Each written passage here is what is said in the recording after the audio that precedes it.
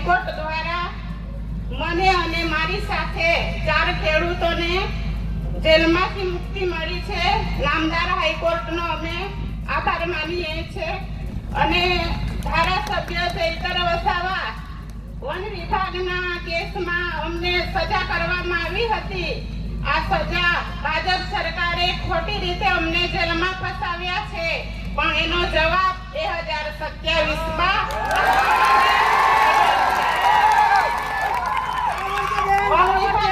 ખેડૂતોનો પાક કાપી નાખવામાં આવ્યો છે.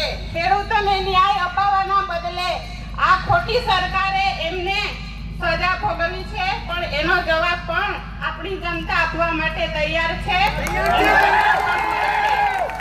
આજે ધારાસભ્ય ચૈતર વસાવા આદિવાસી સમાજ માટે ઘણી લડત આપે છે, ત્યારે આ ભાજપ સરકારને ગમતું નથી, એટલે રાજકીય કિન્નાખોરી રાખી ખોટી રીતે એમને વારંવાર જેલ ભોગવે છે, પણ એનો જવાબ પણ આ જનતા આપવા માટે તૈયાર છે.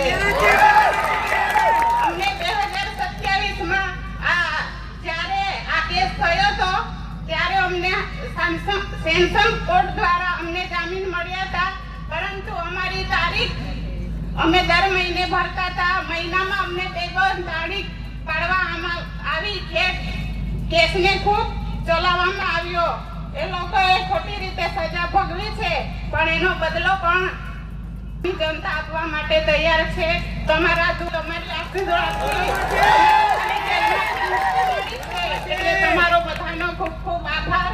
જેલમાં અમને ઘણી તકલીફ પડી, સમય કાઢવા માટે ખૂબ મુશ્કેલ હતું, અને તમારી સાથે અમને ખૂબ તકલીફ પડતી હતી, પરંતુ તમારા આશીર્વાદથી અમે બહાર આવ્યા છે. તમારો બધાનો ખૂબ ખૂબ આભાર.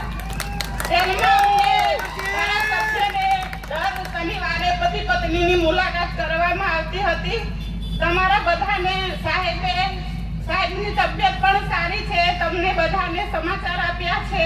બધાને મારી યાદ આપજો, અને ટૂંક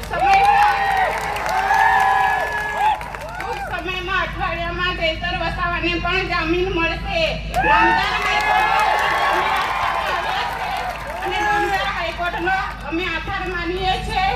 ન્યાય પ્રણાલિકા પર પૂરો ભરોસો છે. આપણને ન્યાય ચોક્કસ મળશે.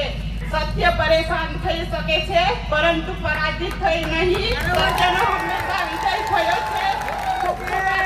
તમે બધા મોટી સંખ્યામાં આવ્યા, અમને સમર્થન આપ્યું, એ બદલ તમામનો આભાર. જય આદિવાસી, જય જોહાર.